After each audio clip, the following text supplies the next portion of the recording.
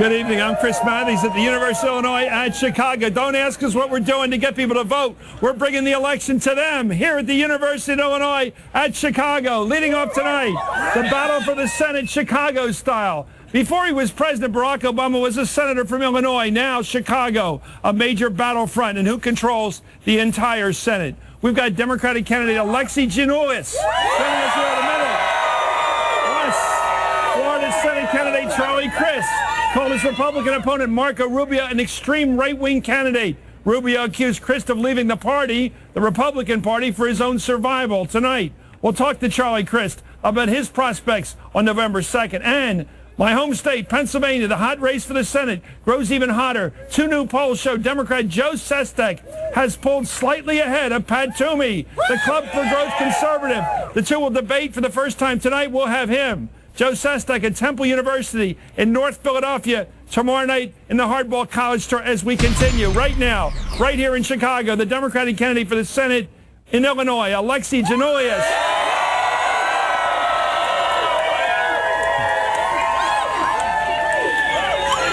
Just to make it official, we invited Mark Kirk, the Republican, to come join us on the campaign tour here. We're going to get to hear he'll say yes. Someday he will. We'll have him on when he says yes. Alexi Giannoulias, sir, let's take a look at your latest ad. It's all about you and President Obama. Let's watch. Let's listen. I'm Alexi Giannoulias, and I approve this message. Alexi's my friend. I know his character. You can trust him. You can count on him. And I'm sure a lot of you have heard of what he did for heart marks. We were going to lose our jobs. And a big bank threatened to pull their credit. Alexi stepped in. Alexi really stood up with us. Alexi helped save those jobs. We need more people like Alexi in politics, a person that cares. That's the kind of person you want in the United States Senate. You know, the great thing, just to make a value judgment, I like politicians who say where they're at, you're with the president. Yes, sir. You're with the president. So many people out there cutting and trimming and saying they're not really with him, they're sort of with him, maybe with him, sometimes with him. You're with him. Yeah, I mean, I think if you look at what was done over the last couple of years, we were in a very difficult place, and we were on the road to a second Great Depression, and steps were taken that I think long-term history will judge him as someone who did the right thing. Why isn't the country ready to say that? Because the facts you just gave us are easy to argue. We all were on the verge of a Great Depression. Look at how President Bush tried to act and save the big banks and the big financial institutions. He was blowing the whistle, hitting the panic button. Everyone saw the reality. How can everybody forget that in less than 2 years? Well, I think when people are losing their jobs or losing their homes, they don't have health care, they're scared and concerned. It's a bleak job market for young men and women.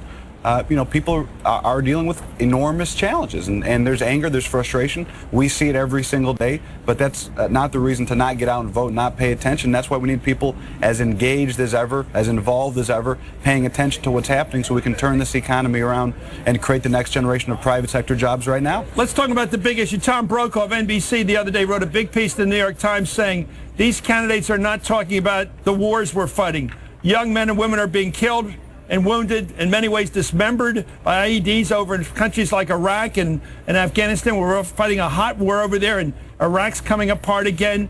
Let me get the facts straight. Were you for the Iraq war?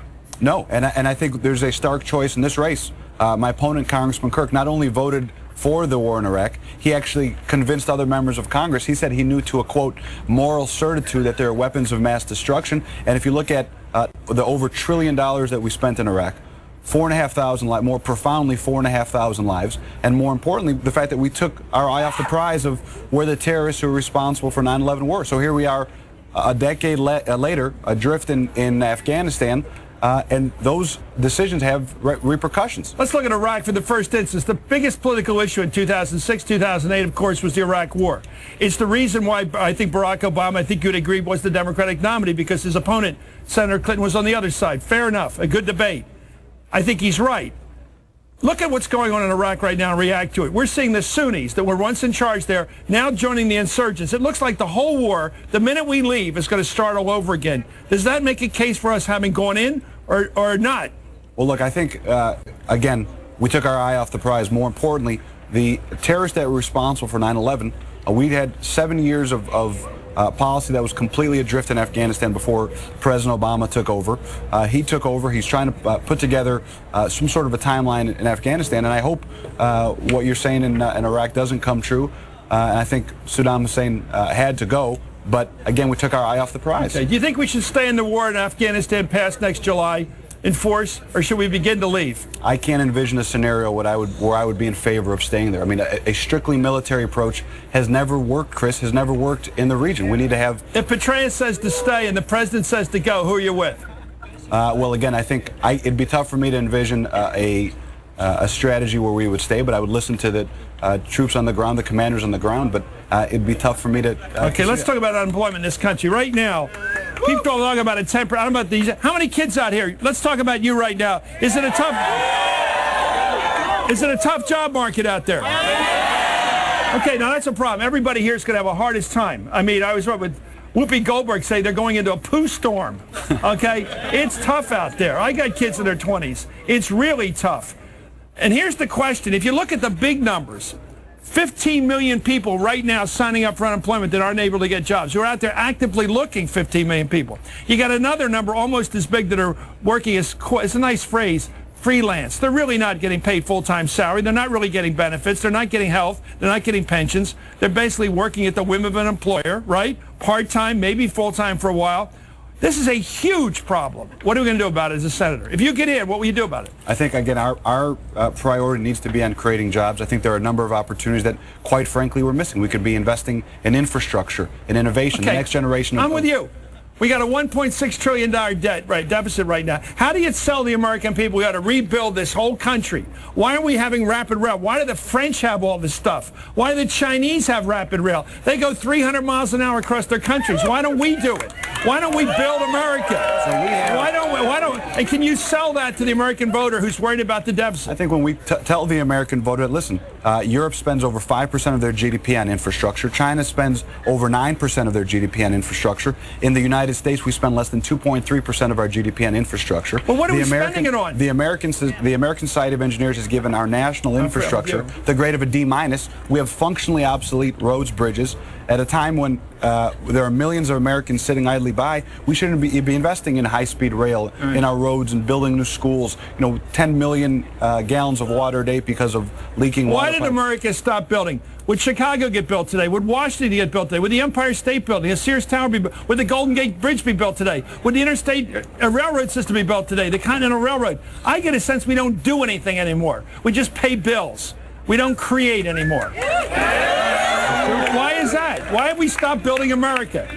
I don't know, but I can tell you when I get to the U.S. Senate, it's going to be one of my focus. And I think, again, we're missing opportunity. Name a great senator. Who's a great senator you'd like to be like? Mine's Pat Moynihan. Who would you like to be like?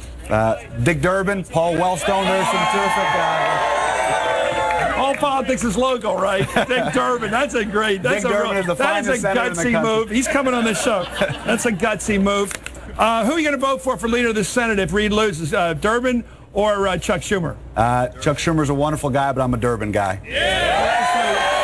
So you've voted often and voted early. Let's just say that Senator Durbin is a great friend, a great senior senator. We've covered. I like the fact you're direct. You like Obama. You like his program. You like his economic policy. You want to do more. You want to do infrastructure. You think the Iraq war was a mistake. You see no reason to stay in the war in Afghanistan past next July. You're very direct on all those things, right? Yes, sir. What's wrong with your opponent? Look, again, I think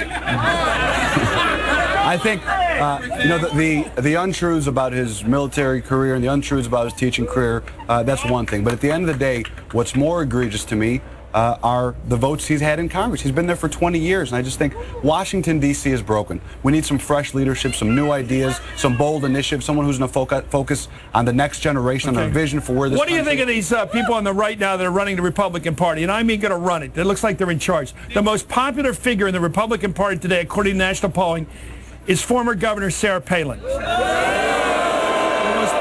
Figure in their party. It's not Mitt Romney, it's not George W., it's not George Sr., it's Sarah Palin.